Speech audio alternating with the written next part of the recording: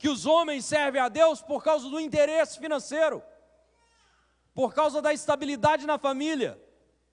E vou dizer para os irmãos, é bem provável que esse relatório que ele estava dando estava direcionado a muita gente que dizia servir a Deus. Como hoje em dia, esse relatório se encaixa muito bem com muita gente que diz servir a Deus, que diz ter temor de Deus no coração, que quando tudo está tudo muito bem, glória a Deus, aleluia, estamos firmes. Mas se apertou um pouquinho que seja, nunca mais quer voltar na igreja, nunca mais quer servir a Jesus, nunca mais quer orar, nunca mais quer ler Bíblia, se revolta contra o céu e contra a terra. E a palavra do Senhor diz que Deus traz uma resposta para Satanás: eis que tudo quanto ele tem está em teu poder, somente contra a sua vida, somente contra ele, não estenda as mãos. E Satanás saiu da presença do Senhor. Olha só o que aconteceu.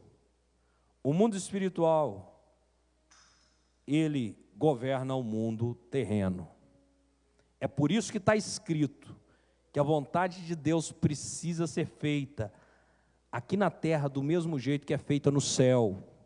Quando você foge da vontade de Deus, você abre lacunas para que Satanás exerça influência. E quando acontece no mundo espiritual, sabe o que acontece? Ele tem acesso na sua vida, movendo, modulando as coisas e te levando ao fracasso. E você fica sem entender por quê. Ai, meu Deus, por que eu estou passando isso? Por que eu estou passando aquilo? O mundo espiritual governa sobre o mundo físico. Primeiro as coisas acontecem no mundo espiritual, para depois elas acontecerem no mundo físico. Lembra de Daniel orando? Eu entendi pelos livros. Para quem não gosta de ler Bíblia, pelo amor de Deus, se converte a Jesus Cristo. Está começando 2022, pega um propósito. Todo ano eu entrego uma folha para cada um, para ler a Bíblia toda. Começa 2022 com o propósito de ler a Bíblia toda. Daniel disse assim: eu entendi pelos livros que o tempo do cativeiro tinha acabado, e por ele ter entendido, ele reivindicou isso aos céus, e uma grande batalha espiritual aconteceu. Satanás barrou a resposta de chegar, só que Daniel não deixou de orar e continuou orando, clamando, e o Senhor enviou Miguel para lutar contra aquele espírito, príncipe da Pérsia. E o anjo mensageiro do Senhor chegou onde precisava chegar e trouxe a resposta para Daniel. Amém, meus irmãos? Então, para acontecer aqui na terra, primeiro acontece no mundo espiritual. E no mundo espiritual havia acontecido, do dia para a noite, aquele homem que tinha uma vida parecendo um filme de Hollywood, tudo se frustraria. E ele teria agora um filme de tanta alegria e sucesso, se transformando em um filme de terror terrível. E a palavra do Senhor diz, no versículo 13, sucedeu um dia em que seus filhos e suas filhas comiam e bebiam vinho na casa do seu irmão primogênito, que veio um mensageiro a Jó e disse: os bois lavravam e as juntas pasciam junto a eles. De repente, deram sobre eles os sabeus, e os levaram, e mataram seus servos a fio de espada. Só eu escapei para trazer a nova. Perdeu todo o gado. Escute, tem gente que se perder uma cabeça de gado, ele fica louco. Tem gente que se perder uma cabeça de gado, ele fica louco, sabe por quê? Porque um é quem serve a Deus, outro é quem serve a Mamon. Um é quem tem o Senhor na sua vida, sabendo que é Deus que governa, sabendo que é Deus que age, sabendo que é Deus que prospera, sabendo que é Deus que abre porta onde não tem porta. Outro é aquele que confia em Mamon. Então, se a segurança da vida dele acabou, o Deus dele morreu na frente dele, sem poder livrá-lo. Então, tem pessoas que se perder uma cabeça de gado, ele fica louco. Jó perdeu todo o gado que ele tinha. Continuando. Falava este ainda, quando veio outro e disse: fogo de Deus caiu do céu. Agora pensa só. Quem recebeu a ordem, quem recebeu a permissão para tocar nos bens foi Satanás. Só que quem estava na terra viu um fogo caindo e definiu que aquele fogo era de Deus. Vira para quem está do seu lado e diz assim: nem todo fogo que parece ser de Deus é de Deus. Amém? Nem todo fogo que parece ser de Deus é de Deus. Pastor, como que eu vou saber? Tendo discernimento de espírito, sabendo quem é o Deus que te governa, sabendo quem é o Deus que te conduz. Isso é muito sério. Fogo de Deus caiu do céu e queimou as ovelhas e os servos e consumiu. Só eu escapei para trazer a nova. Agora perdeu todo o rebanho de ovelhas e todos os servos que estavam ali cuidando daquilo. Falava este ainda quando veio outro e disse: dividiram-se os caldeus em 3 bandos, deram sobre os camelos e levaram e mataram os servos a fio de espada. Só eu escapei para trazer-te a nova. Agora todos os camelos que ele tinha foi roubado também. Fala comigo assim: acabou toda a riqueza dele. Quem era Jó?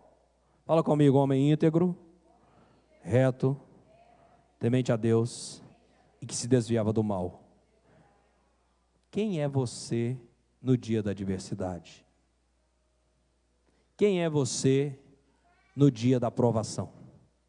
Quem é você no dia que tudo parece estar dando errado? Porque quem te disse que tudo vai ser perfeito, maravilhoso, está mentindo, irmãos. O final, sim, vai dar tudo certo, mas até que o final chegue, vai dar muito errado. Até que o final chegue, vai dar muito errado.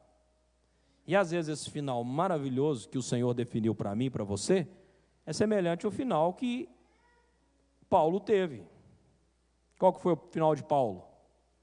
Decapitado, numa masmorra do Império Romano, porque ele não se curvou ao imperador da época para servir os seus ídolos. Mas hoje em dia não está precisando de muita coisa para o cristão desviar. Hoje em dia não está precisando de muita força. Se o tempo fecha para a chuva, o cara não vem na igreja. A chuva é bênção ou não é? É bênção. Se parar de chover, a gente percebe a dificuldade que é. Os pastos ficam secos, os gados não conseguem produzir o leite do jeito que precisa. Para produzir, o sitiante tem que investir pesado, e no final, o insumo sai muito mais caro do que o produto que ele está vendendo, ficando inviável a produção, e assim também é com a carne, e assim é com tudo. Eu estou falando isso por causa da região que nós estamos inseridos. Então a chuva é bênção de Deus para a nossa vida. Só que tem gente que Deus começa a derramar chuva e ele diz assim: ah, eu não vou na igreja não, sabe por que está chovendo? Não vou na igreja não, sabe por quê? Porque eu estou cansado, trabalhei demais. Olha, seu serviço não é uma bênção que Deus te deu? Você deveria vir pulando de alegria para agradecer ao Senhor por ter uma porta de emprego aberta. Porque o que tem desempregado, pedindo a Deus para abrir uma porta de emprego, não é brincadeira, irmãos. Ah, não vou não, sabe por quê?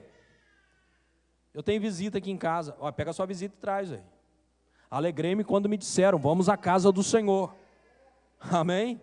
Se chegar gente lá em casa, filho, e for o dia de culto, eu falo com eles: ó, estou indo para a igreja, quer ir comigo?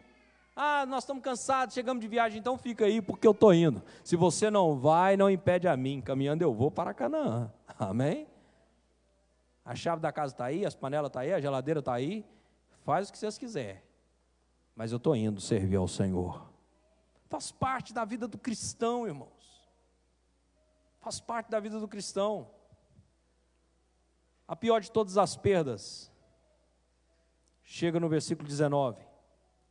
Eis que se levantou um grande vento ao lado do deserto, e deu os 4 cantos da casa, o qual caiu sobre eles, e eles morreram.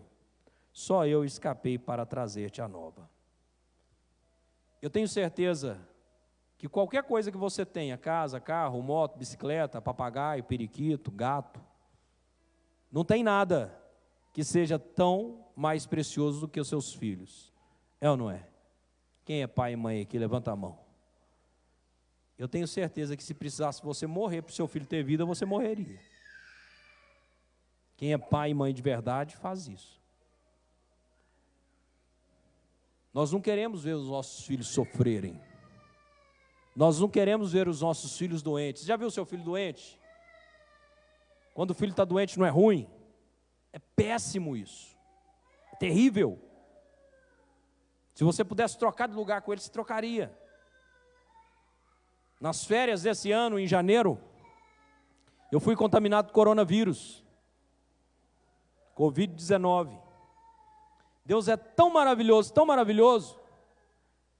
que nem a Mônica e nem as meninas se contaminaram. Milagre. Porque eu estava dentro do carro junto com elas. Naquela viagem, quem contaminou foi eu e o Marcos César. E uma grande parte das nossas férias, nós ficamos presos dentro de um quarto. Você sabe qual que era meu pedido? Senhor, livra minha família. Livra minha família. Os primeiros dias eu estava até bom, gravava o Maná Diário, parava, tossia, continuava gravando, parava, tossia mais um pouco, dava uma rapada boa na garganta, cheio de febre, ficava em pé, gravava mais um pouco, para poder estar mandando para os irmãos todo dia. Só que quando foi chegando nos últimos dias, meu pulmão ficou comprometido 25%, e eu comecei a perder minha força. Eu não conseguia subir a escada. Eu tossia a noite toda. Eu vou ser bem sincero para vocês. Eu orei algumas vezes dizendo, Pai, na sua mão entrego o meu espírito. Se chegou a hora, estou aqui pronto para subir. Mas livra a minha casa. E graças a Deus eu estou aqui para testemunhar para os irmãos. O Senhor me livrou. O Senhor me livrou. Mas qual que era o meu temor? O meu temor era das meninas adoecer. A pior perda de Jó, você pode ter certeza que foram os filhos dele. Jó era reto, íntegro, temente a Deus, desviava do mal. Isso não o defendeu de perder tudo. Para juntos fazermos crescer esse canal. Assine o nosso canal, curta esse vídeo e compartilhe com o máximo de pessoas que você puder. Quanto mais fizermos isso, mais pessoas serão alcançadas por essa palavra. Que Deus te abençoe e até amanhã, se assim o Senhor permitir. Se você gostou dessa mensagem, compartilhe com o máximo de pessoas que você puder. E se recebeu essa mensagem e quer receber mensagens diárias como essa, entre em contato conosco através do WhatsApp 659-9925-7557.